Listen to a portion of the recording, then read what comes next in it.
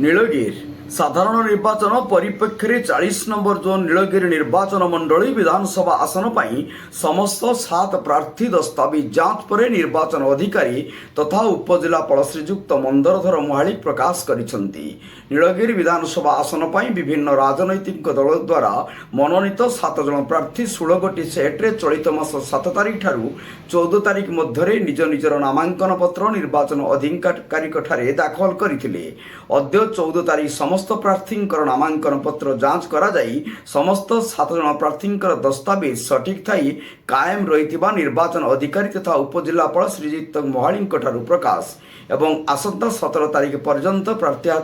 प्रार्थीपत्र प्रत्याहार दिवस पर कायम थिबा प्रार्थी दलीय निर्वाचन सांकेतिक चिन्ह प्रकाश निमंते धार्य अवधि रही अछि।